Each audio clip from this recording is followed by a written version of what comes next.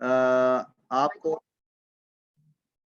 शरिया academy के ज़ेर एहतमाम जारी दौरा अहकामुल कुरान के चौथे लेक्चर में खुश आमदीद हैं। आज का हमारा टॉपिक हमने ग्रुप में शेयर किया था, वो आप लोगों ने देख लिया होगा। मतन कुरान के हवाले से मगरिब के जो मंसूबे हैं मुस्तकबिल के, तो उस हवाले से आज का लेक्चर होगा। आज हमने लेक्चर के लिए दावत दी है मौलाना डॉक्टर समीउल्लाह फराज साहब को। डॉक्टर समीउल्लाह फराज साहब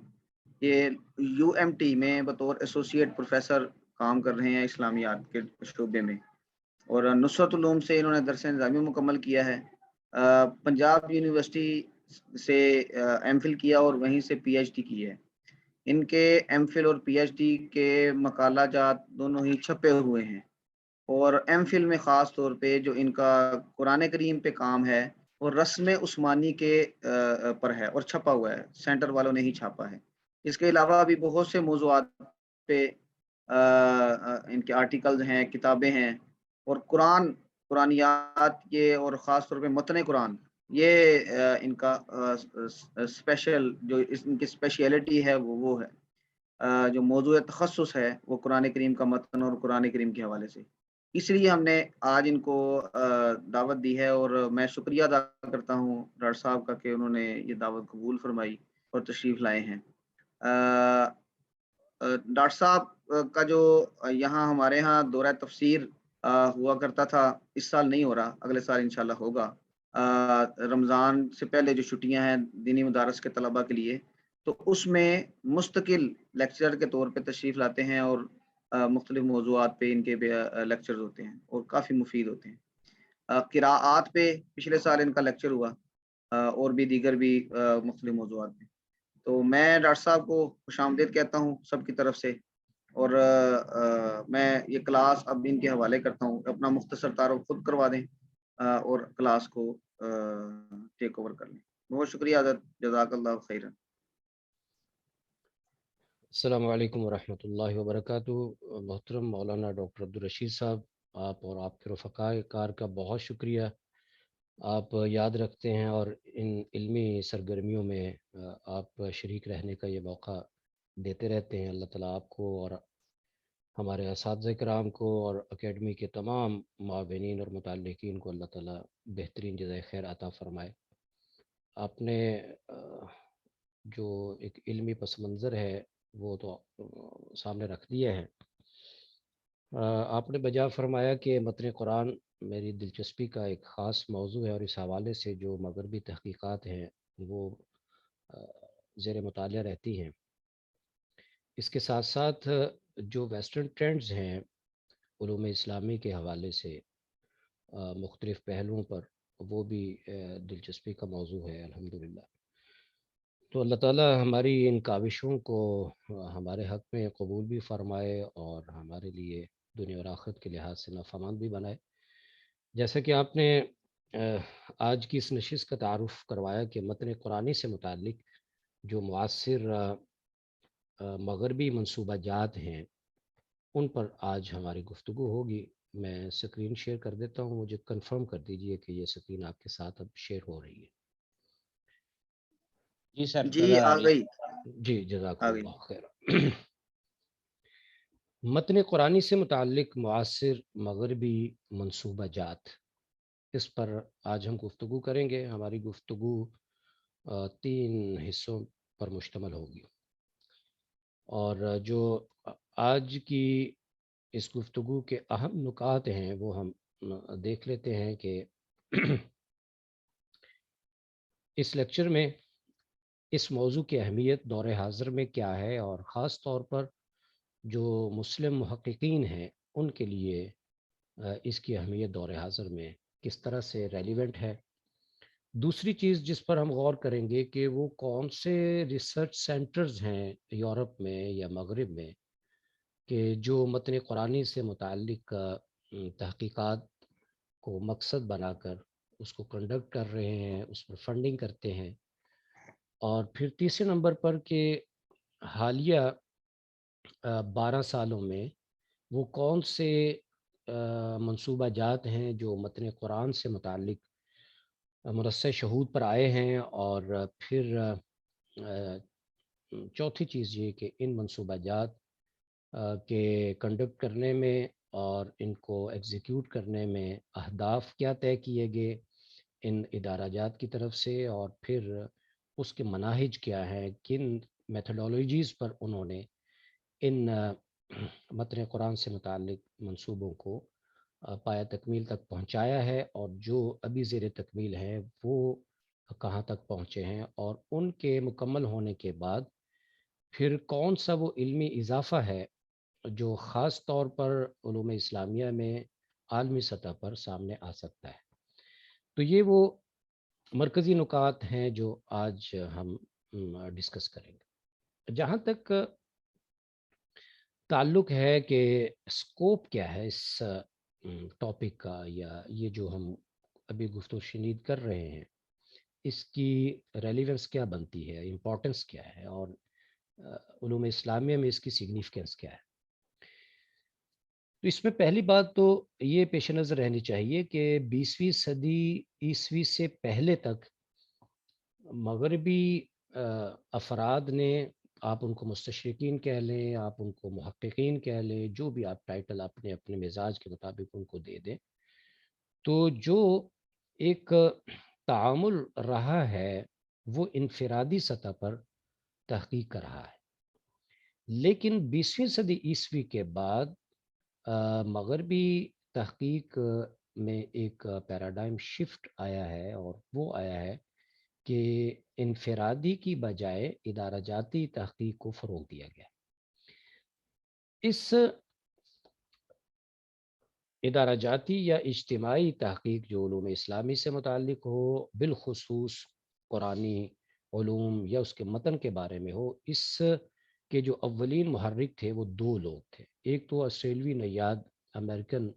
اورینٹلسٹ ہیں آرتھر جیفری، جن سے غالباً آپ میں سے کئی لوگ واقف ہوں گے، اور دوسرے جرمن اورینٹلسٹ ہیں برجس راسٹر۔ ان دو لوگوں نے داغ بیل ڈالی تھی، اور ان دونوں نے باہم اشتراک سے ہسٹری آف قرآنک ٹیکسٹ کے کا احاطہ کرنے کی غرض سے جرمنی میں تحقیقی اداروں میں ایسے جامع تحقیقی منصوبے متعارف کروائے، ان پر صلاح مشورے ہوئے، تاکہ، اور ان کا جو حتمی ہدف تھا وہ ایک کریٹیکل کوڈیسز آف قرآن یا کریٹیکل ورژن آف دا قرآن تیار کرنا تھا۔ اور اس پر بہت کام اس وقت میں بھی ہوا، 1930s میں اس پر کام شروع ہو گیا تھا، اور بقول آرتھر جیفری کے بدقسمتی سے جب دوسری جنگ عظیم شروع ہوئی ہے اور ایک سویئر بمبارمنٹ ہوئی تھی جرمن شہروں، خاص طور پر برلن پر اور میونخ پر، تو اس دوران میں بقول آرتھر جیفری کے ہماری جو جمع شدہ مسودات تھے، مخطوطات قرآنیہ تھے، ان کا ایک بڑا حصہ جو ہے وہ ڈیمیج ہوا اور تباہ ہوا، اور جس کی وجہ سے بقول آرتھر جیفری کے ہمارا یہ خواب بہت پیچھے، بلکہ کئی صدیوں پیچھے چلا گیا۔ لیکن پھر موجودہ صدی میں، یا آپ کہہ لیجیے 21ویں صدی کے آغاز میں، پھر جرمنی اور فرانس کے کچھ تحقیقی اداروں نے اشتراک کے ساتھ متن قرآنی پر مختلف جہتوں سے تحقیق کے لیے منصوبہ جات کا ایک سلسلہ شروع کیا، جس میں زیادہ تر کی جو باغ دوڑ ہے وہ برجس راسٹر کے جو تھرڈ جنریشن کے شاگرد ہیں ان کے ہاتھوں میں ہے۔ اور اسی طرح اس پہلو کو بھی اگر ہم پیش نظر رکھیں کہ ہمارے ہاں مسلم محققین کی اکثریت جو ہے وہ مغربی مناہج سے، مغربی اسلوب مطالعہ سے، اور جو مطالعات اسلام ہے ان کے جو جدید مزاج اس وقت مغرب میں موجود ہیں ان سے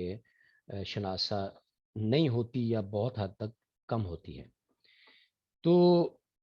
اس وجہ سے اس طرح کی مباحث کا ہمارے ہاں ہونا یہ بہت ضروری ہے کہ مغرب میں ہونے والا کام وہ قرآنی متن سے کے متعلق ہو، وہ اسلامی دینیات سے متعلق ہو، وہ اسلامی علم الکلام سے متعلق ہو، وہ اسلامی سیاسیات سے متعلق ہو،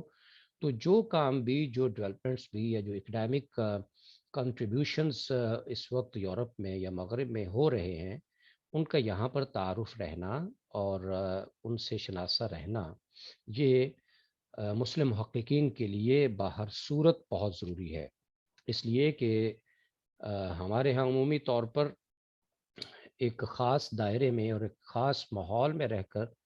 تحقیق کو فروغ دیا جا رہا ہے، کہ جو اپنے تئیں تو بہت اچھا ہے، لیکن ایک عالمی منظرنامے میں اس کو پذیرائی نہ ملنے کی شاید وجہ یہی ہے کہ وہ الائن نہیں ہے ان خطوط سے یا ان چیزوں سے یا ان کنسرن سے جو کہ عالمی سطح پر موجود ہے۔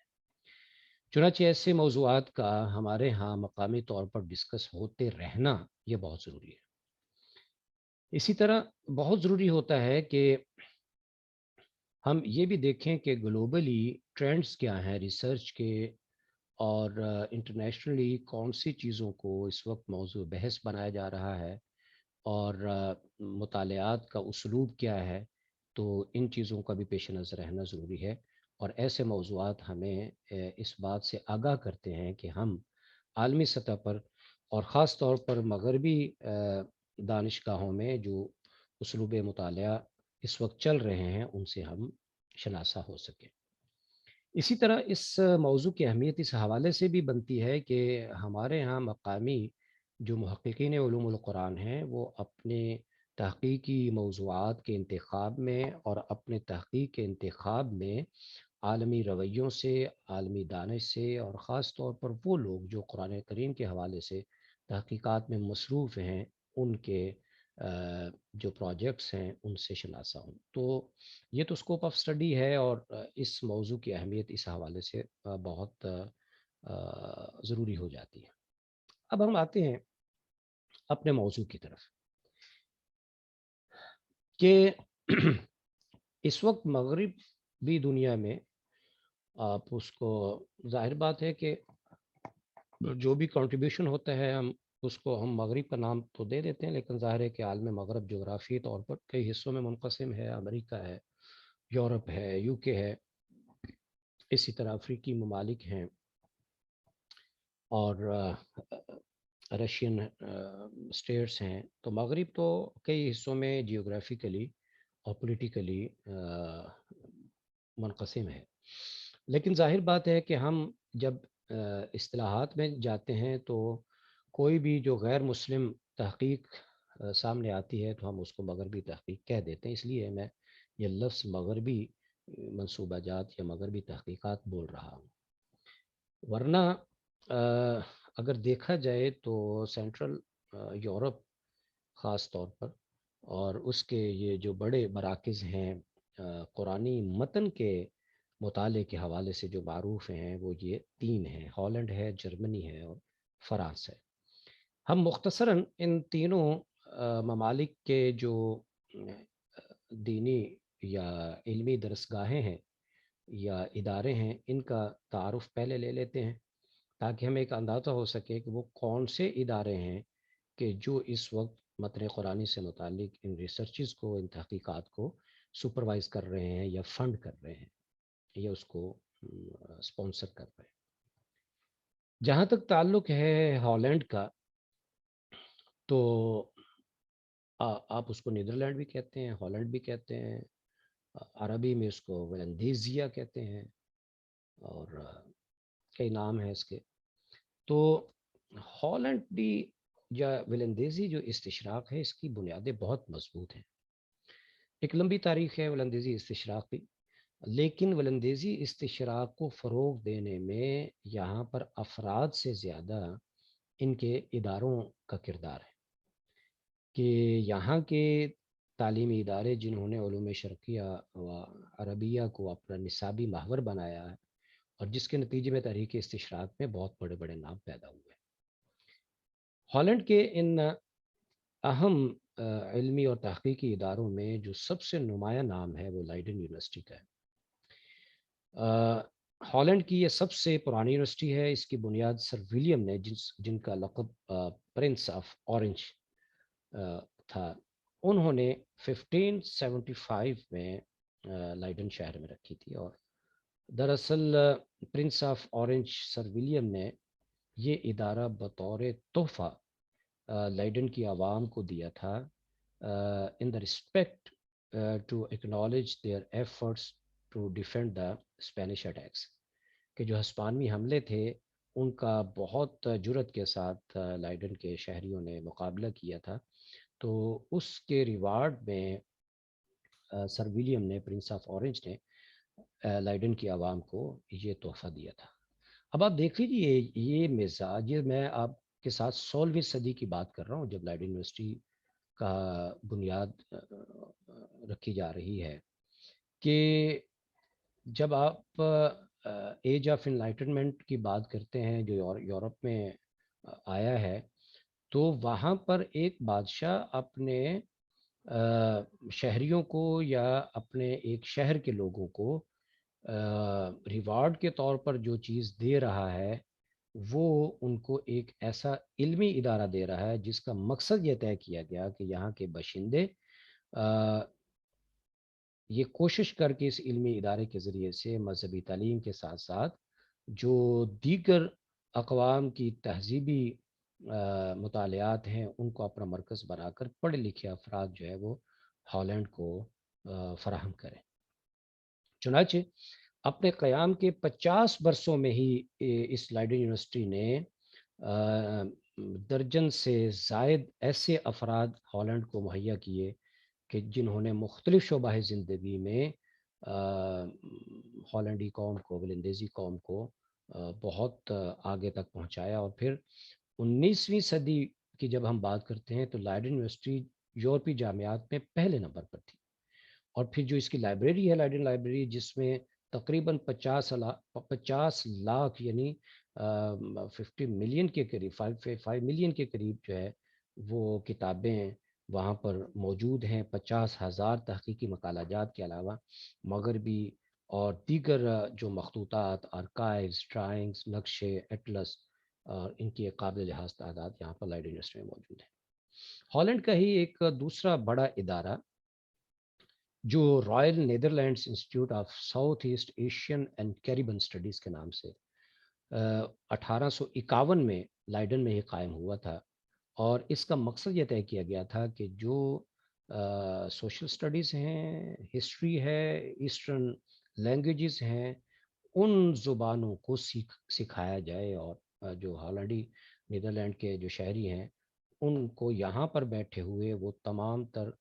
مطالعات موجود ہوں۔ لیکن 1 جولائی سن 2014 کو، یعنی آج سے تقریباً 7-8 سال پہلے، لائڈن یونیورسٹی نے پھر اس سینٹر کا کنٹرول سنبھال لیا تھا۔ تیسرا بڑا ادارہ جو ہمیں ہالینڈ کی تاریخ میں ایک نمایاں کردار ادا کرتا ہوا علمی طور پر، تحقیقی طور پر نظر آتا ہے، وہ بریل پرنٹنگ پریس ہے۔ بنیادی طور پر تو یہ ہالینڈ کا ایک طباعتی ادارہ تھا جو جارڈن لیشٹمینز نے اس کو تشکیل دیا تھا۔ ایک شخص ہے جو کتابیں فروخت کرنا چاہتا ہے اور وہ اپنا پرنٹنگ پریس لگانا چاہتا ہے۔ 17 مئی 1683 کو وہ ایک چھوٹا سا ادارہ قائم کرتا ہے، جس کا مقصد جو ببلیکل ہسٹری ہے، کرسچن تھیولوجی ہے، اسی طرح جو مشرقی زبانیں ہیں، اسی طرح جو دنیا کا جغرافیہ ہے، اس پر کتابیں چھاپنے کا مقصد اور ہدف جو ہے وہ طے کیا گیا۔ لیکن پھر اس کا جو بانی تھا لشٹمینز، اس کے لائڈن یونیورسٹی سے روابط بنے۔ پھر 1848 میں یہ ادارہ ایورٹ جین بریل نے خریدا، اور پھر اس کی بریل کی 2 شاخیں امریکی ریاستوں بوسٹن اور ماسچوسٹس میں قائم ہوئیں۔ پھر یہ ادارہ اتنی اس نے ترقی کی کہ جو ایمسٹرڈیم اسٹاک ایکسچینج ہے اس نے بریل کو بطور ادارہ 1896 میں اپنے لسٹ میں جگہ دی، اور اس کے شیئر جو ہے وہ عوامی سطح پر جو ہے وہ تقسیم کیے گئے، اور یہی بریل کا ادارہ ہے جو آج 200 سے زائد جرنلز اور سالانہ 700 کے لگ بھگ نئی کتب اور علم و تحقیق کے بے شمار ذرائع لوگوں کو فراہم کرتا ہے۔ یہ تو ہالینڈ کے مرکزی علمی ادارے ہیں،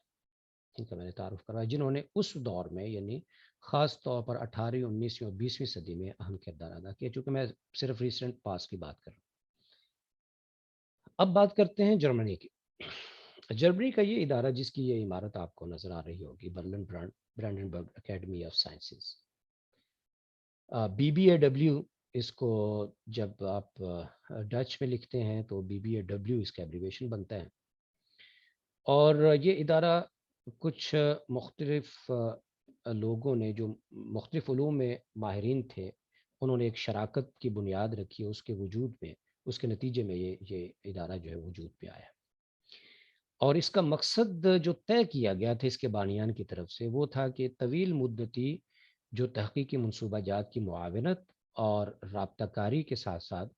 مختلف شعبوں کے جو محققین ہیں ان کے درمیان ایک برج کا کردار ادا کیا جائے، مکالمے کو فروغ دیا جائے۔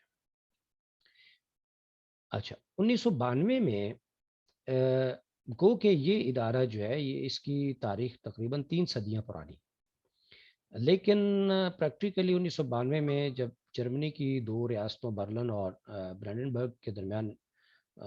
ریاستی معاہدہ ہوا ہے، تو اس میں اس ادارے کو پھر سرکاری سطح پر اون کیا گیا، اور جرمنی کی جو تقریباً 8 اکیڈمیز ہیں ان کا اس کے ساتھ ایفیلیشن موجود ہوئی، اور پھر اس کے جو مالی وسائل ہیں وہ وفاقی حکومت اور جو اس کی صوبائی حکومت ہے انہوں نے اس کو اون کیا، اور اس کو وہ برابر تب سے آج تک فنڈ سرکاری سطح پر اس کو ملتا ہے۔ اور اس وقت اس ادارے کے اراکین کی کل تعداد تقریباً 300 کے قریب ہے، جو اس وقت ایکٹیو ریسرچرز یا اس کے ایمیننٹ اسکالرس ہیں۔ اور آپ کے لیے دلچسپی کی بات ہوگی کہ البرٹ آئنسٹائن کا نام ہر کسی نے سنا ہوگا، اسی طرح میکس پلانک تھے، ریزے میٹنر تھے، یہ تینوں بڑے ماہر طبیعیات فزیشین تھے، تو یہ ان تینوں کا تعلق اس ادارے کے ساتھ ہے۔ اور اسی طرح جو دنیا میں ایک بہت بڑا نام تھیوڈر مومنسن کا ملتا ہے، کہ جو ممتاز ماہر تاریخ اور آثار قدیمہ تھے، ان کا تعلق بھی اسی ادارے سے ہے۔ اور حیرانگی کی بات یہ ہے کہ اس ادارے کے ساتھ منسلک ماہرین اب تک مختلف شعبوں میں 80 سے زائد نوبل انعام جو ہیں وہ جیت چکے ہیں۔ یعنی آپ کہہ سکتے ہیں کہ 80 سے زیادہ نوبل انعام یافتہ لوگ اسی اکیڈمی آف سائنسز سے پڑھے ہوئے تھے اور اسی سے منسلک تھے۔ اور اسی Berlin Brandenburg Academy of sciences کے جو بڑے منصوبہ جات حال ہی میں مکمل ہوئے ہیں، اس میں سے یہ ایران قرآن، اس پر میں ابھی کچھ تفصیلات آپ کے سامنے رکھوں گا۔ قرآنکا ہے، کارپس قرآنکم ہے، پیلیو قرآن ہے، اسی طرح کارپس انسکرپشن لیٹینرم ہے، اور پھر اسی طرح مختلف جو یورپ کی زبانیں ہیں ان کی جو پرانی تاریخ ہے اس کو یکجا کر کے اس کی ایک انڈیکس تیار کرنا، پھر اسی طرح اینشنٹ ایجپٹ کی ایک ڈکشنری ترتیب دینا، کہ جو وہ پرانے پارچہ جات یا ٹکڑے ان کے پاس موجود ہیں یا جو ریڈیبل ہوئے ہیں ابھی تک، تو ان کی ایک ڈکشنری ترتیب دینا۔ اسی طرح صحت عامہ کے حوالے سے ان کے مختلف پروجیکٹس ہیں، اور آرٹیفیشل انٹیلیجنس کے اوپر ان کے پروجیکٹس چل رہے ہیں۔ تو خیر، یہ اکیڈمی بہت بڑے پیمانے پر اپنی کمیونٹی کو، بلکہ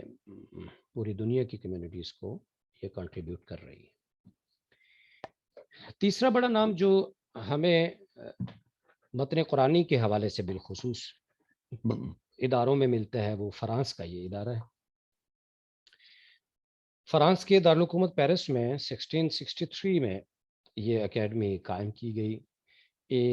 AIBL۔ جب اس کو آپ فرینچ میں لکھتے ہیں تو اس کا یہ ایبریویشن بنتا ہے Academy of Inscriptions and Belles Lettres. تو جو مختلف اینتھروپولوجیکل سٹڈیز ہیں، علوم بشریہ سے متعلق، اور اسی طرح تاریخ سے متعلق، آثار قدیمہ سے متعلق، لسانیات سے متعلق، تو ان کو فروغ دینے کا مقصد اس ادارے کا ہے بنیادی طور پر۔ چنانچہ اس کی جو مجلس سے اراکین ہے اس کے 55 فرانسیسی ماہرین تعلیم اس کا ممبر ہوتے ہیں، اور 55 جو ہے وہ غیر ملکی اراکین اس کے اعزازی ممبر ہوتے ہیں۔ اور یہ ادارہ اس وقت بھی ہر سال تقریباً 20 سے زائد ششماہی اور سماہی ریسرچ جرنلز اور ریسرچ پروجیکٹس جو ہے وہ کنڈکٹ کر رہا ہے اور ان کو ایشو کر رہا ہے۔ اب ہم آتے ہیں اپنے موضوع کے دوسرے حصے کی طرف کہ وہ کون سے متن قرآن کے منصوبے ہیں جو مغرب میں پایہ تکمیل کو پہنچے ہیں یا ان کے اوپر کام ہو رہا ہے۔ یہ آپ کے سامنے ایک میں نے لسٹ رکھی ہے۔ میں نے اس میں سے دنیا میں اور بھی مختلف ہو سکتا ہے کام ہو رہے ہوں، لیکن اس میں سے میں نے 5 کو منتخب کیا کیونکہ یہ 5 انٹر کنیکٹڈ پروجیکٹس ہیں، جس میں امری ہے، قرآنیکا ہے، پیلیو قرآن ہے، ایران قرآن ہے اور کارپس قرآنیکم ہے۔ ان 5 میں سے جو اول ذکر 4 ہیں، یہ یوں سمجھیے کہ یہ انیشیل پروجیکٹس تھے for the conduction of a comprehensive Quranic project, اور وہ ہے کارپس قرآنکم۔ کارپس قرآنکم ابھی زیر تکمیل ہے، اور اس کے جو محققین ہیں ان کا یہ خیال یہ ہے کہ ہم اس منصوبے کو 2025 تک مکمل کر لیں گے۔ اور اس سے پہلے یہ جو امری منصوبہ چلا، قرآن کا ہوا، پیلیو قرآن ہوا، ایران قرآن ہوا، انہوں نے جو معلومات، نتائج، تحقیقات، دریافتیں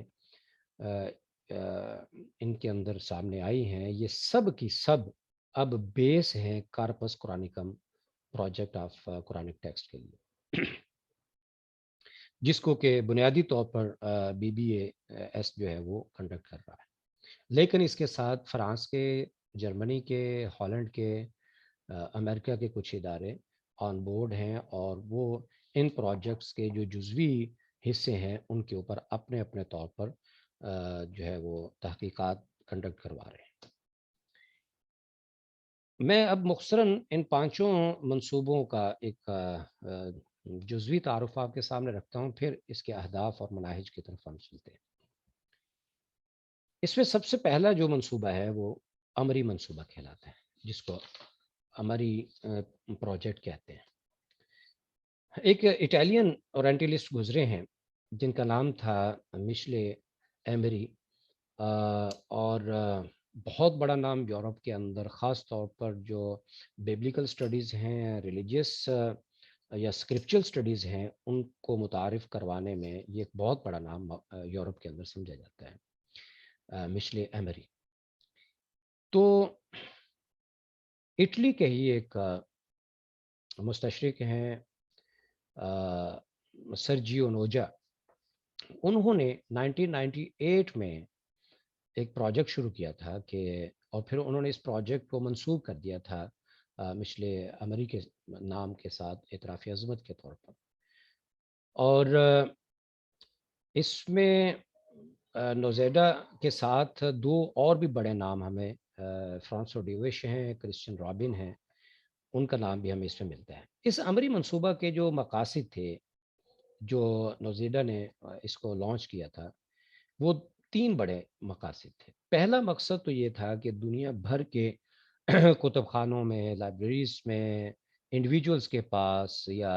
انسٹیٹیوشنز کے پاس، جامعات کے پاس جو پارچہ جات اور مصاحف کی شکل میں قدیم ترین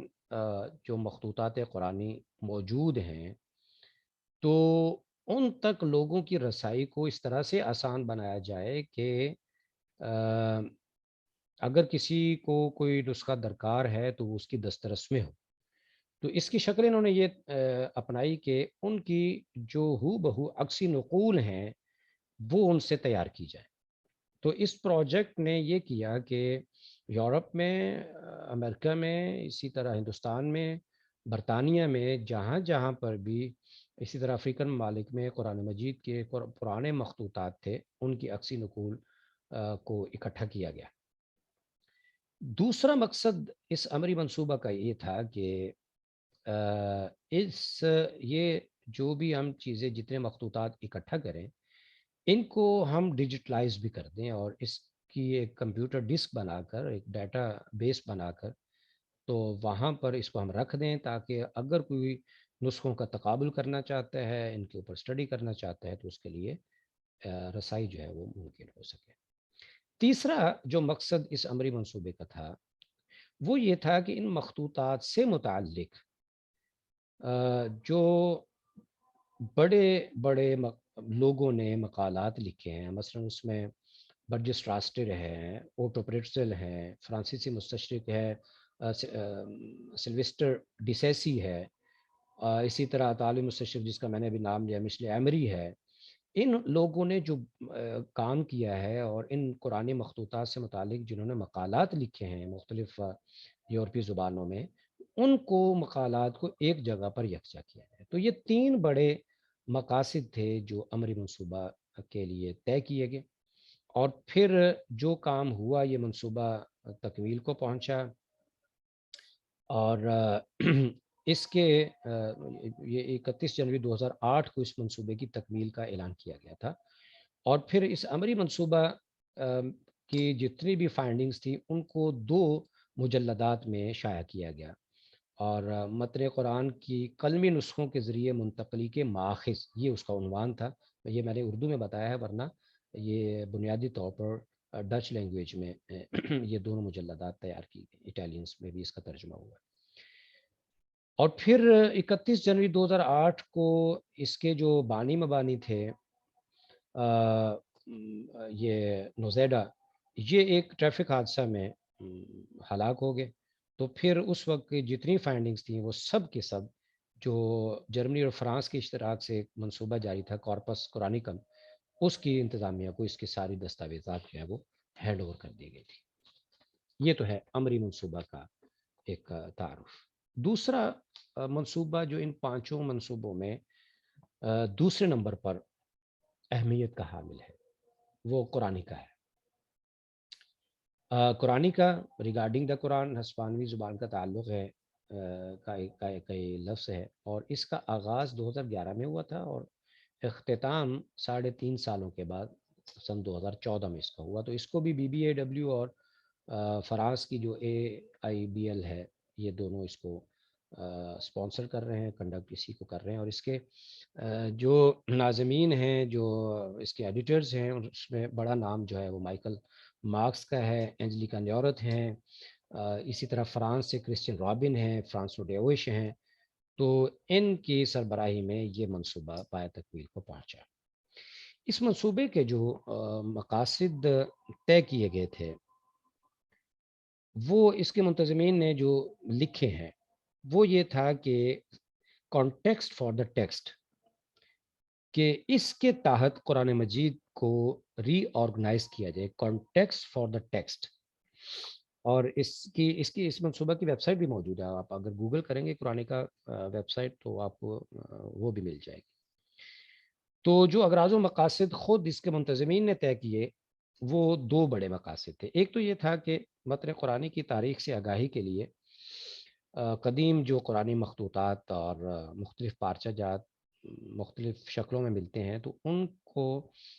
ایک فہرست بنا کر منظم طریقے سے ایک انڈیکس کی صورت میں اس کو ترتیب دیا جائے، پھر ان کا انالیسس کیا جائے، اور ان مادی شواہد کے مطالعے سے متن قرآنی کو نص قرار دینے کا جو تاریخی عمل کے ارتقائی مراحل ہیں ان کو سمجھا جائے۔ دوسرا مقصد یہ تھا کہ اس قرآن کا منصوبہ کا کہ رسول کریم صلی اللہ علیہ وسلم کے زمانے میں ظاہر ہے کہ صرف قرآن تو ہی ایک ادب کی کتاب نہیں تھی نا، اس وقت تو عربوں کا ایک اپنا ایک ادبی پس منظر ہے اور ان کا اپنا ادب موجود ہے۔ پھر اس کے کاؤنٹر پارٹس میں، عرب کے کاؤنٹر پارٹس میں جو زبانیں بولی جاتی ہیں، جو ادب موجود ہے، تو اس منصوبے کا مقصد یہ تھا کہ اس کو ایک دستاویزی شکل دی جائے اور پھر اس کا موازنہ کیا جائے لغت قرآن پر، اس وقت کے ادب کے اثرات کیا ہوئے ہیں اور اس وقت کے ادب کے اوپر قرآن کے اثرات کیا ہوئے ہیں۔ تو یہ ایک comparative study of the that time literature, یہ دوسرا مقصد اس کا تھا۔ اچھا، قرآن کا منصوبہ میں پہلی بار ایک آرگنائزیشنل لیول پر سائنٹیفک اور ٹیکنیکل بنیادوں پر پارچہ جات اور قرآنی مخطوطات کا مطالعہ شروع ہوا۔ تو قرآنی کا انتظامیہ نے یہ منہج طے کیا تھا کہ ہم عربی اور اسلامی روایت تو ایک طرف ہے کہ بھئی قرآن من جانب اللہ ہے اور یہ ہمیشہ رہنے والا ہے، اس کی بجائے ہم مشاہدے اور ایکسپیریمنٹ کو بنیاد بناتے ہوئے جو ہے وہ ترتیب زمانی کے اعتبار سے متن قرآنی کی تاریخ کو ہم ترتیب دیں۔ چنانچہ اسی لیے قرآن کا منصوبہ کا جو ایک جز تھا وہ تھا کمپیوٹیٹیو ریڈیو کاربونیکا، کہ ریڈیو کاربونائزیشن کے تحت قرآن مجید، یعنی جس کو ہم پیلیوگرافی بھی کہتے ہیں، سائنسی طریقوں کی روشنی میں اور تجزیہ کرتے ہوئے، کیمیکل پروسیس سے گزارتے ہوئے جو قرآن مخطوطہ جات ہیں ان کے بارے میں ایک تجزیہ کیا جائے اور حقائق منظر عام پر لائے جائیں۔ اسی طرح اس منصوبے کے بعد جو ایک منصوبہ ہمیں نظر آتا ہے وہ پیلیو قرآن، کہ خاص طور پر مصر کے شہر فسطاط میں جامع مسجد العاص سے جو قرآنی مخطوطات اور ان کی کاپیز حاصل ہوئیں، تو اس تک یہ پروجیکٹ خاص تھا۔ 2015 میں یہ پروجیکٹ شروع ہوا ہے، 2019 میں اس پر کام جو ہے وہ مکمل ہوا، اور اس ادارے کی جو مالی سرپرستی تھی وہ جرمنی کا ریسرچ سینٹر ہے DFG، اس نے کی، فرانسیسی ریسرچ آرگنائزیشن ہے ANR، اس نے اس کو فنڈ کیا، اور پھر اپنے تمام فائنڈنگز کو انہوں نے جو جرمنی اور فرانس کے ادارے مل کر اس کو کنڈکٹ کر رہے تھے ان کی سپورٹ کر دی۔ چوتھا بڑا منصوبہ جو پچھلی ڈیکیڈ میں ہمارے سامنے آیا ہے وہ ایران قرآن منصوبہ ہے۔ خاص طور پر ایرانی شہروں میں اور ایرانی علاقہ جات میں جو قرآن مجید کے مخطوطات موجود تھے، اور خاص طور پر ایران کے مضافات میں بھی جو مخطوطات موجود تھے، تو ان کو جمع کر کے تو ان کو بھی اس انڈیکسیشن کا حصہ بنانے کے لیے یہ ایران قرآن منصوبہ ترتیب دیا گیا۔ ڈاکٹر علی آغائی نے اس کو چیئر کیا، اور قرآن مجید کی جو متنی تاریخ کو سمجھنے کے لیے جو قرآنی مخطوطات کی اہمیت رہی ہے، اس کے پیش نظر جو ایرانی ماخذ ہیں اس حوالے سے قرآن کی متنی تاریخ پر، تو اس کو بھی یہاں پر انہوں نے جمع کیا، اور پھر عالمی سطح پر جو ایک ٹیکسٹ انکوڈنگ انیشیٹو کا ایک پروجیکٹ شروع ہوا تھا، تو اس کی ہدایات کی روشنی میں بیبلیو قرآنیکا کے نام سے ایک آن لائن فہرست جو ہے وہ تیار کی گئی، کہ جو ایران میں موجود قدیم مخطوطات ہیں اس کا سائنسی طریقے سے ریڈیو کاربن کے ذریعے سے تجزیہ کیا جائے، پھر اس کے عہد کا تعین کیا جائے، اور پھر ایرانی کتب خانوں میں جو تصاویر موجود ہیں جو ایک ڈیٹا بیس کے اندر اس کو لایا جائے، اور پھر یہ ہے کہ اس کا میٹا ڈیٹا بھی تشکیل دیا جائے۔ تو یہ وہ بنیادی مقاصد تھے جو ایران قرآن منصوبہ کے طے کیے گئے تھے، اور 2019 میں یہ منصوبہ مکمل ہوا، اور پھر اس کے بھی جتنا ڈیٹا بیس تھا وہ حوالے کر دیا گیا کارپس قرآنکم کے۔ اب آتے ہیں، یہ وہ پانچواں بڑا منصوبہ ہے کہ جس کے لیے پہلے 4 منصوبوں نے ایک انیشیل فائنڈنگ کا کام انجام دیا، اور پھر اب اس کی دریافتیں، اس کے نتائج اور انہی مناہج، ان تمام تجزیات کو جمع کر کے ایک میگا پروجیکٹ چل رہا ہے کارپس قرآنکم، جو کہ غالباً 2007-8 میں شروع ہوا تھا، اور متوقع طور پر یہ 2025 میں ختم ہونے والا ہے۔ کارپس قرآنکم، کارپس قرآنکم یہ لیٹن ورڈز ہیں دونوں، اور آکسفورڈ ڈکشنری نے بھی اس کو کارپس قرآنکم جو ابھی ایڈوانس ڈکشنری یا آن لائن ڈکشنری، اس کے اندر بھی اس کو جو انٹرپریٹ کیا گیا ہے کہ تحاریر کا جو مجموعہ، مختلف تحاریر کا جو مجموعہ ہوتا ہے یا مختلف مخطوطات کا جو مجموعہ ہوتا ہے اس کو کارپس کو بولتے ہیں۔ تو کارپس قرآنکم کا مطلب یہ ہے کہ قرآنی مخطوطات کا مجموعہ، یعنی مجموعہ قرآنیات آپ اس کو، یا مجموعہ قرآنی مخطوطات آپ اس کو کارپس قرآنکم کو کہہ سکتے ہیں۔ اور اس کا جو سرپرست ادارہ ہے وہ جیسے میں نے عرض کیا، جو سب سے پہلے میں نے جس کا تعارف کروایا تھا، جرمنی کا جو ادارہ ہے Berlin Brandenburg Academy of sciences وہ ہے، اور پھر اس کو جو فنڈ کر رہا ہے وہ فرانس کا وہ ادارہ ہے۔ اس کے 6 بڑے ایڈیٹرز ہیں یا ایڈیٹوریل ٹیم آپ جس کو کہہ لیں، کہ سربراہ جو اس منصوبہ کی ہیں وہ ڈاکٹر انجلیکا نیوورتھ ہیں، اور اس کے جو چیف ایڈیٹر ہیں وہ مائیکل جوزف مارکس ہیں۔ یہ مائیکل جوزف مارکس کے ساتھ میری کچھ کرسپونڈنس ہوئی تھی کہ جب مجھے کچھ چیزیں چاہیے تھیں اس کے تعارف کے حوالے سے، تو پھر انہوں نے مائیکل جوزف مارکس نے اور یہ جو ڈاکٹر ذیشان غفار ہیں انہوں نے یہ چیزیں مجھے تھرو ای میل جو ہے وہ مہیا کی تھی۔ باقی جو 4 لوگ ہیں، ڈاکٹر ایڈریان پرتی ہیں، اسی طرح ڈاکٹر ذیشان غفار ہیں، اسی طرح ڈرک ہارٹوگ ہیں، ڈاکٹر علی آغائی ہیں۔ تو اب یہ 6 لوگ جو ہیں اس کارپس قرآنکم منصوبے کو، پروجیکٹ کو لے کر چل رہے ہیں، اور اس کے لیے انہوں نے اختلاف قراءات اور اسی طرح قرآن مجید کے مختلف جو مخطوطات کے حوالے سے اس وقت فائنڈنگز موجود ان کے پاس دستیاب ہیں، ان کو اپنا پیش نظر رکھا ہوا ہے، اور اس وقت تقریباً 1100 کے قریب مخطوطات اور تصاویر جو ان کو مصر، فرانس، مراکش، ترکی میں موجود تھیں وہ، اور اس کے علاوہ تقریباً وہ ڈیٹا جو انہوں نے خود اکٹھا کیا ہے اس کی تعداد ڈیٹا بیس کے اندر تقریباً وہ 6500 مخطوطات تک جاتی ہیں، اور پھر یہ ان میں سے جتنی چیزیں ہیں ان سب کی ریڈیو کاربنائزیشن کی رپورٹس، اس کا کیمیکل انالیسس، اور جو پیلیوگرافسٹ ہیں، جو تحاریر قدیمہ کے ماہرین ہیں، ان کی آراء اور سائنٹیفک جو اوپینینز ہیں وہ ہر ایک کے ساتھ موجود ہیں۔ جو مقاصد طے کیے گئے اس کارپس قرآنکم پروجیکٹ کے، اس میں جو کہ انہوں نے خود اپنی ویب سائٹ کے اوپر دیے بھی ہوا ہے کہ اس منصوبے کے ذریعے اس خلا کو پر کیا جائے کہ جو قرآن کی تاریخ سے آگاہی سے متعلق 3 مختلف جہتوں کے درمیان پایا جاتا ہے۔ نمبر 1 عرب ماخذ، نمبر 2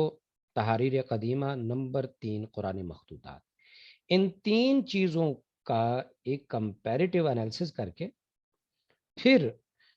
جو قرآن کے متن کا تعین ہے وہ کیا جائے۔ اور اسی طرح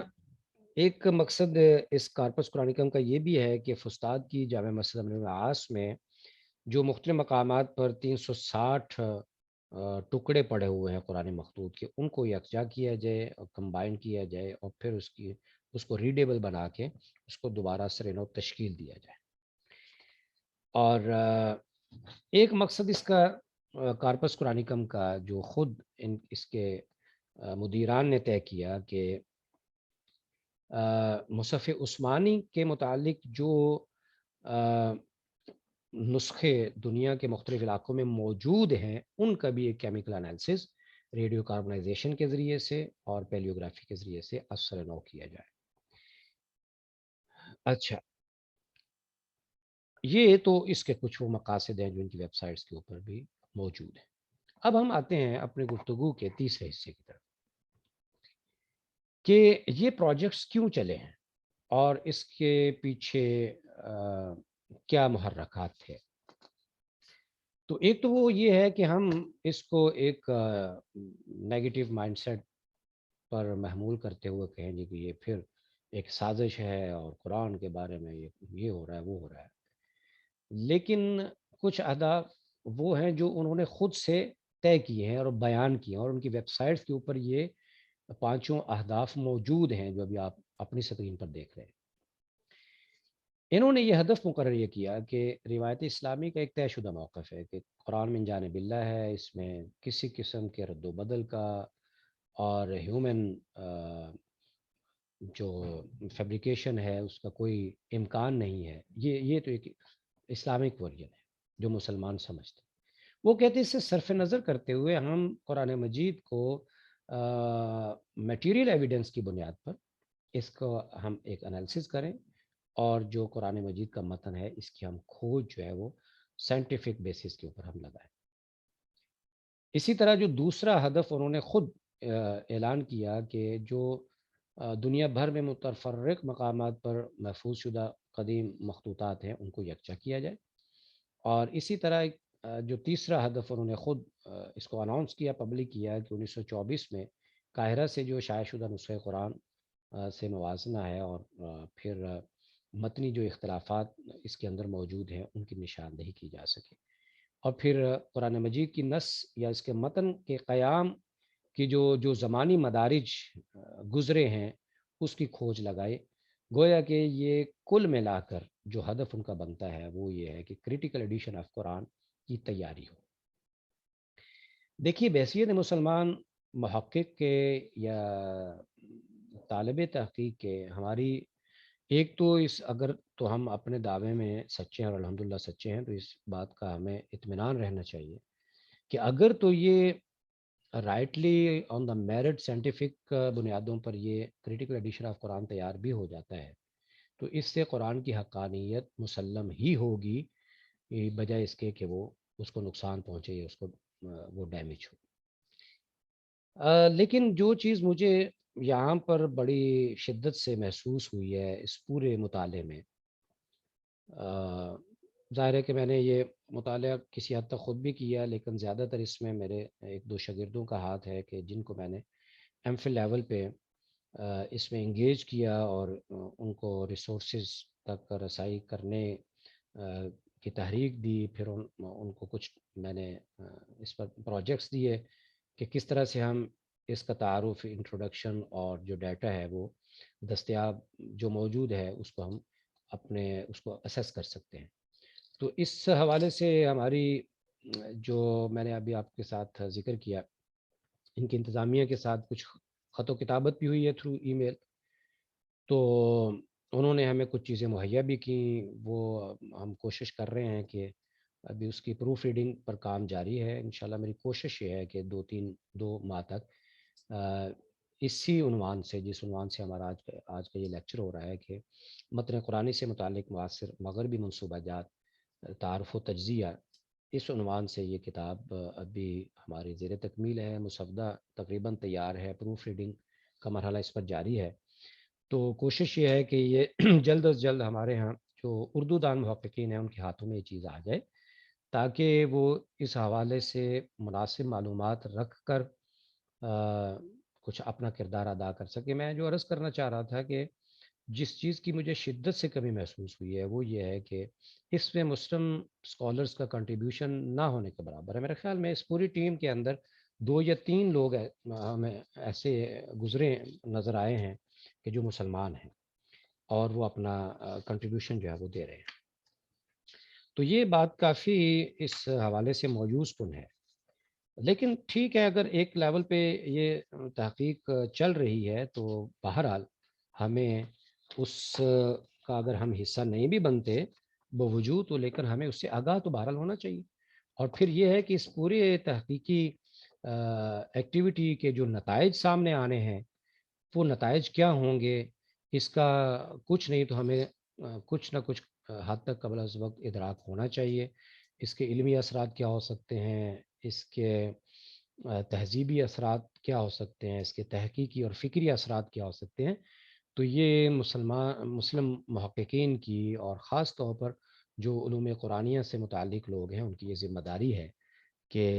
وہ اس پر اپنی توجہ مرکوز کریں، اور اس کے اندر بھی کئی ریسرچیبلز موجود ہیں۔ اور میں نے ڈاکٹر رشید صاحب کو جب یہ عنوان تجویز کیا تھا تو میرے پیش نظر یہی تھا کہ ہمارے ہاں کچھ لوگ جو ہیں وہ سامنے آئے ہیں جو علوم قرآنی سے متعلق ہیں، وہ ان میں پروجیکٹس تک رسائی حاصل کر کے اور اس کے مختلف پہلوؤں پر اپنی رائے کا اظہار بھی کریں، اور پھر ممکنہ حد تک جو ہم رہنمائی دے سکتے ہیں ان ریسرچرز کو جو ان پروجیکٹس پہ کام کر رہے ہیں، ہم وہ رہنمائی اپنی طرف سے ان کو آفر کریں۔ اور پھر خاص طور پر ان پروجیکٹس کے جو ممکنہ اثرات ہو سکتے ہیں ان اثرات کا قبل از وقت ادراک ہو اور پھر اس کے لیے ہم آگاہ ہوں. چونکہ عمومی طور پر ابھی تک تو یہی دیکھا گیا ہے کہ کوئی تحقیق پایہ تکمیل کو پہنچ جاتی ہے مغربی دنیا میں، اور پھر جب وہ وہاں پر پٹ چکی ہوتی ہے، کاؤنٹر نیریٹیوز آ چکے ہوتے ہیں، کرٹیسزم ہو چکا ہوتا ہے، تو پھر ہمارے ہاں اس کو موضوع تحقیق بنایا جاتا ہے، جو کہ اس لحاظ سے آؤٹ ڈیٹڈ سمجھا جاتا ہے، اور بس اس کے علاوہ کچھ نہیں ہوتا. تو میری یہ گزارش ہوگی کہ اس حوالے سے جو خاص طور پر علوم قرآنیہ کے محققین ہیں وہ ان پروجیکٹس کا تعارف حاصل کریں اور ان منصوبہ جات تک اپنی رسائی یقینی بنانے کی اپنی جامعات کے ذریعے سے، اپنی لائبریریوں کے ذریعے سے کوشش کریں، اور ان چیزوں کو جمع کرتے ہوئے پھر اس حوالے سے اپنی تحقیقات کو تشکیل دیں. بہت شکریہ. یہ میری طرف سے کچھ گزارشات تھیں. اب آپ حضرات اس پر اپنا کوئی تاثر دینا چاہیں، کمنٹس کرنا چاہیں، یا کوئی سوالات ہوں تو بسم اللہ. جی عبد الواجد صاحب، بسم اللہ جی.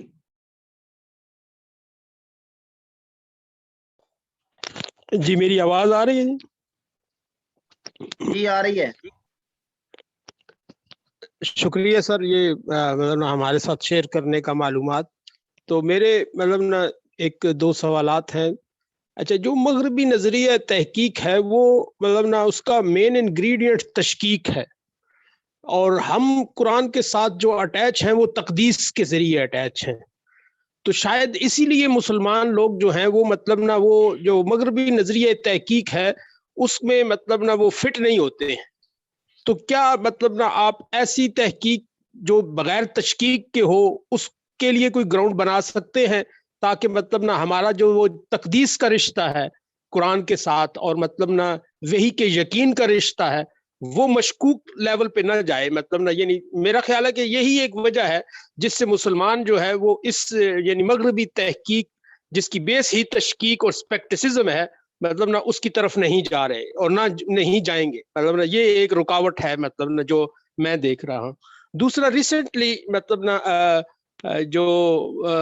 امریکن یونیورسٹی ہے اس کے ایک مطلب اسکالر ہیں اولیور، انہوں نے ایک کورس ڈیزائن کیا ہے 12-15 لیکچروں پہ وہ مشتمل ہے. دی گریٹ کورسز نے اس کو مارکیٹ کیا ہے، قرآن انٹروڈکشن ٹو قرآن. تو اس میں پتہ نہیں آپ کی وہ نظر سے گزرا ہے کہ نہیں وہ کورس مطلب نا اس نے بہت سی ایسی باتیں کی ہیں جو کہ مطلب نا وہ مطلب نا وہ اس کی تردید ہونی چاہیے، اور اس کو مطلب نا یعنی اس نے تحقیق کے حوالے سے بھی کئی باتیں کی ہیں. تو کیا آپ کی نظر سے گزرا ہے وہ، اور مطلب نا اس پہ کوئی آپ کی رائے ہے؟ شکریہ جی.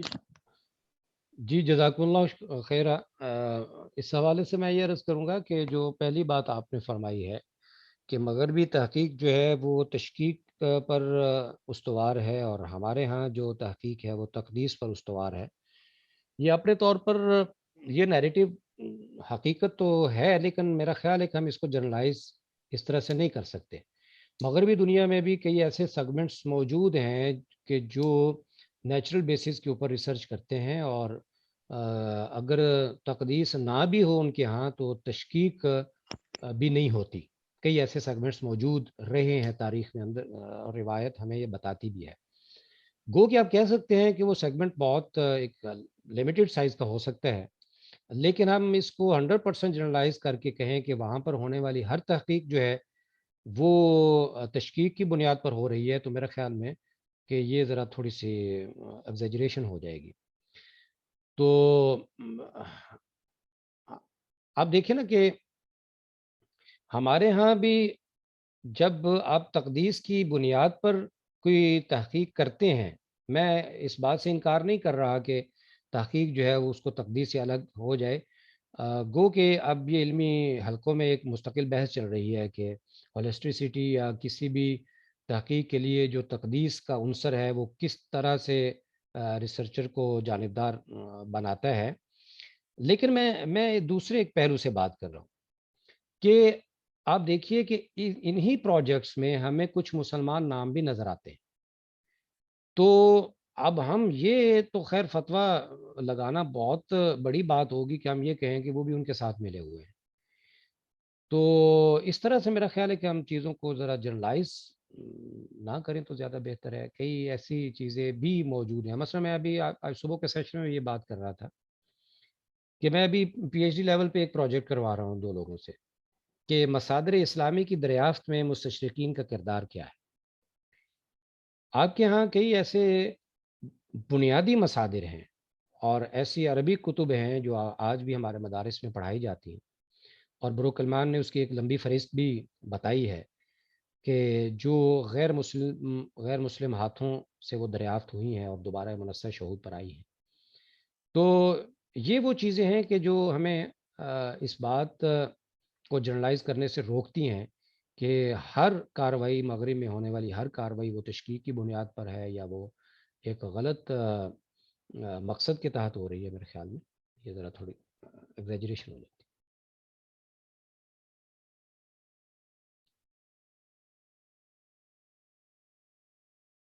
جی خرم گلزار صاحب. جی السلام علیکم سر. جی وعلیکم السلام. سر یہ ابھی جو سوال ہوا ہے شاید اس سے یہ میرا سوال ملتا جلتا ہی محسوس ہو، لیکن میں ذرا مختلف انداز سے بطور اسٹوڈنٹ آف ریسرچ یہ سوال آپ کے سامنے رکھنا چاہتا ہوں کہ متن قرآن کے حوالے سے جو ریسرچ ہوئی ہے، اگر ہم اس کو بہت دیر سے بھی دیکھیں تو 1998 آنورڈ یہ ہو رہی ہے، اور بطور اسٹوڈنٹ آف ریسرچ میں یہ سمجھتا ہوں کہ ہم ایک ہائپوتھیسس ڈیولپ کرتے ہیں، اور اگر ہماری ریسرچ میں وہ ہائپوتھیسس جو ہے اس حوالے سے کوئی چیز ایسی نہیں ملتی کہ جو موٹیویشن ہو یا امپیٹس بنے ریسرچ کو جاری رکھنے کے لیے، تو وہ شاید پھر ریسرچ جو ہے وہ کنٹینیو اس فیلڈ میں نہیں رہتی. تو مطلب یہ میری اپنی انڈرسٹینڈنگ ہے، غلط ہو سکتی ہے. میں پوچھنا یہ چاہ رہا ہوں کہ ان 20 سالوں میں کوئی متن قرآن کے حوالے سے ایسی چیز سامنے آئی ہے کہ جو مسلمان محققین کے علم میں ہونی چاہیے، یا ابھی تک کچھ ایسا نہیں ملا؟ جی بہت ویلڈ کویسچن ہے آپ کا، اور بہت اچھا کہ آپ نے یہ سوال پوچھا ہے. دیکھیے جہاں تک یہ بات ہے کہ اس کی جو تاریخ ہے وہ 20 سال ہے، تو میرا خیال ہے کہ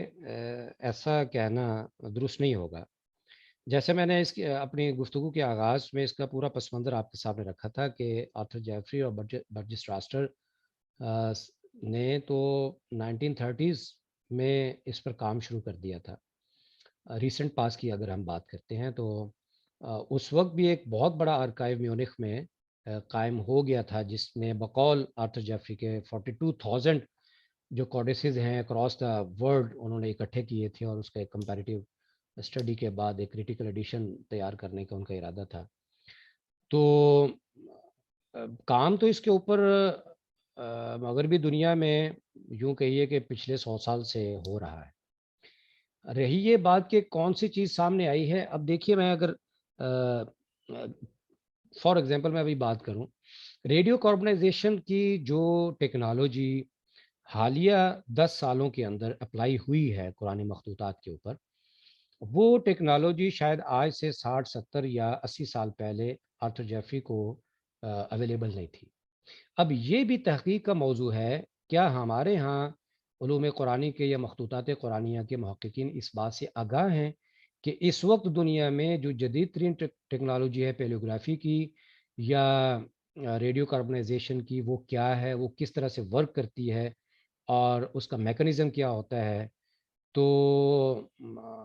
میں تو اپنی بات کرتا ہوں کہ شاید میں بھی اس بات سے پوری طرح سے آگاہ نہ ہوں. تو جب ہم ان بنیادی چیزوں سے ہی آگاہ نہیں ہیں تو وہ تو خیر اپنا کام کر رہے ہیں. وہ جب میں عرض کروں کہ اگر وہ کارپس قرآنکم پروجیکٹ کے لیے قرآنی کا پروجیکٹ میں ریڈیو کاربنائزیشن کا ایک میکانزم طے کرتے ہیں اور اس میکانزم کے تحت وہ مختلف مخطوطات کا انالیسس کیمیکل انالیسس کر کے پھر کچھ فائنڈنگز سامنے لے کر آتے ہیں، تو کیا ہماری طرف سے مسلم اسکالرشپ کی طرف سے اس کا کوئی کاؤنٹر چیک ہوا ہے؟ پہلی بات تو یہ کہ ہمارے تو علم میں یہ چیزیں نہیں آئیں، تو کاؤنٹر چیک کہاں سے ہونا تھا؟ یہ بھی ایک اچانک میں آپ کو بتاؤں کہ ایک آرٹیکل پڑھتے ہوئے یہ بات سامنے آئی جی کہ اس وقت جرمنی کے اندر یہ پروجیکٹس آن گوئنگ ہیں. تو پھر میں نے اپنے کچھ اسٹوڈنٹس کو اس میں انگیج کیا کہ پتہ تو ہم کروائیں کہ یہ کون کون سے پروجیکٹس ہیں اور یہ کس نیچر کے ہیں اور کس انداز سے یہ چل رہے ہیں دنیا میں. تو ایک یوں کہیے کہ لیک آف انفارمیشن بھی ہے، اور مغربی اور یعنی مسلم اور غیر مسلم دنیا کے اندر جو ایک برج شپ ہے وہ بھی نہیں ہے کہ کہیں پر چیزیں پول کرتی ہوں، ملتی ہوں، کہ وہاں سے انفارمیشن یہاں پہ ہمارے پاس ٹرانسفارم ہو رہی ہو، ہماری وہاں پر جا رہی ہو. تو یہ بھی بدقسمتی سے ایک گیپ آف کمیونیکیشن ہے.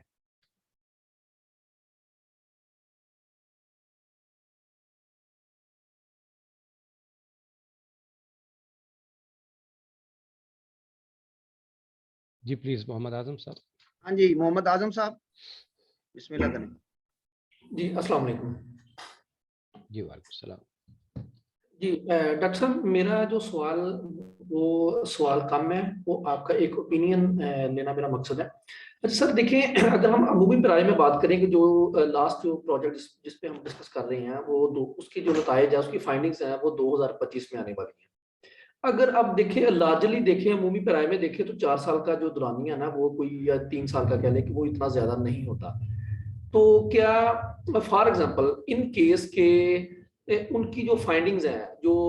کہہ لیں کہ وہ کریٹیکل قرآنک ورژن جو وہ دیں گے، اگر ان کی جو فائنڈنگز ہے جو مسلم امہ ہے یا مسلم ورلڈ ہے ان کا جو کہہ لیں کہ وہ جو اوپینین ہے، جو تقدیس کا وہ جو رشتہ میں وہی لفظ استعمال کرتا ہے، اس سے وہ کنٹراڈکٹری ہوتا ہے یا اس سے مطلب کہ میل نہیں کھاتا. تو اس صورت میں آپ کیا سمجھتے ہیں کہ مسلم ورلڈ جو ہے نا کیا اس کے لیے ریڈی ہے؟ صرف 3 سال کا عرصہ رہ گیا ہے اور جو یعنی کہ کہہ لیں کہ ہمارے علماء کرام ہیں اس سلسلے میں کچھ کر رہے ہیں یا نہیں کر رہے؟ آپ کا سمجھتے کوئی خلا پیدا ہوگا یا اس کے سلسلے میں کیا ہوگا؟ میں یہ پوچھنا چاہ رہا ہوں آپ کا بچے. بہت شکریہ. جی اعظم صاحب، بنیادی نوعیت کا آپ نے سوال اٹھایا ہے. یہ بہت اہم ہے یہ سوچنا جس کی طرف آپ نے توجہ دلائی ہے، اور یہی میں نے اپنی گفتگو کے آخری حصے میں بھی یہی کہا کہ ہمارے ہاں تحقیقی دائروں میں، خاص طور پر مذہبی تحقیقی دائروں میں اس کے لیے کیا تیاری. تو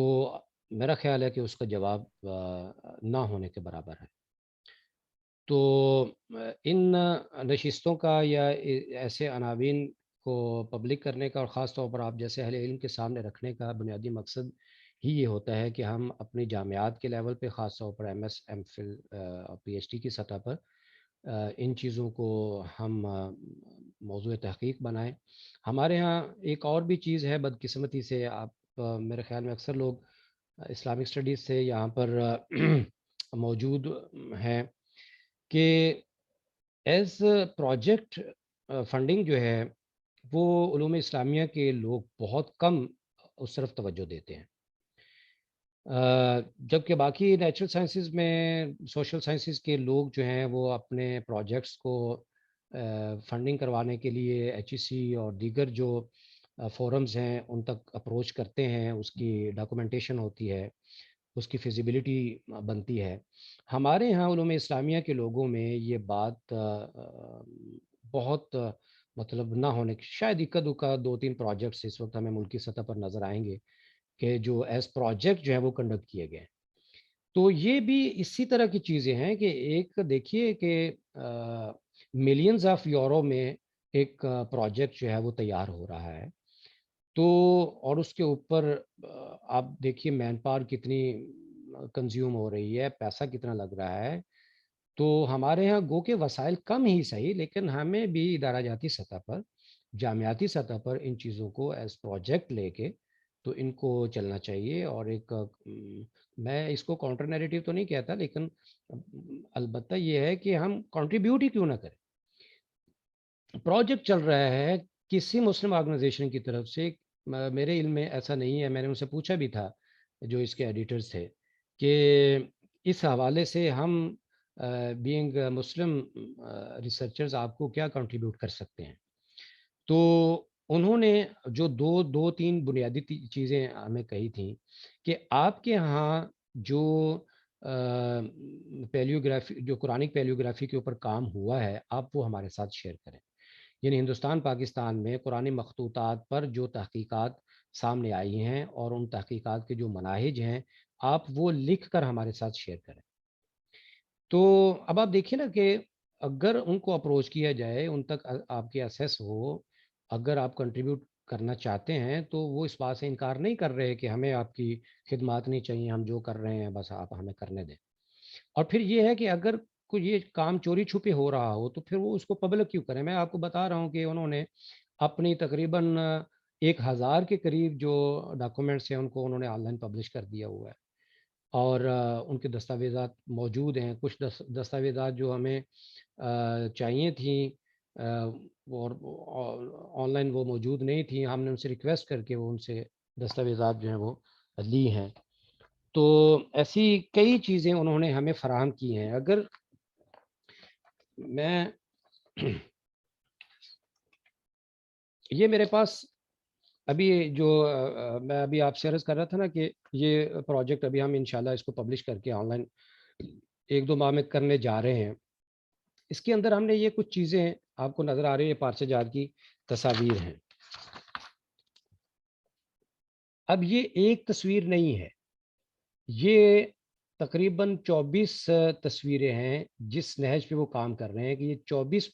پارچہ جات کا ایک کمپیریٹیو انالیسس انہوں نے نمبر دیا ہوا ہے. ہر مخطوط کو انہوں نے ایک اسپیسیفک نمبر دے کے تو ان کا ایک کمپیریٹیو اسٹڈی چل رہی ہے. اب یہ چیزیں، یہ ڈاکومنٹ انہوں نے ہمیں دیا ہے ہمارے مانگنے پہ، ڈیمانڈ کرنے. تو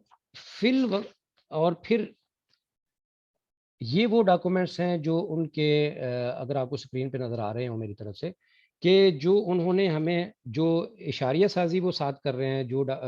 مخطوطات ان کے پاس اویلیبل ہیں ان کی جو اشاریہ سازی کی ہے، اس کی جو انہوں نے نمبرنگ کی ہے، اس کی جو ڈیٹنگ کی ہے، کاربن ڈیٹنگ کے بعد، ریڈیو کاربنائزیشن کے بعد جو انہوں نے اس کی ڈیٹنگ کا تعین کیا ہے، اس سے پہلے جو اس ڈیٹ کی طرف منسوب تھا وہ کتنا فرق نکلا ہے، وہ یہ ساری چیزیں انہوں نے ہمیں مہیا کی ہے. میرا کہنے کا مطلب یہ ہے کہ اور پھر یہ آخر میں اگر آپ کو میں دکھاؤں، یہ وہ ای میلز ہیں جو ہمارا ان کے ساتھ کرسپونڈنس ہوتی رہی ہے. یہ بھی میں نے آخر میں لگا دی ہیں.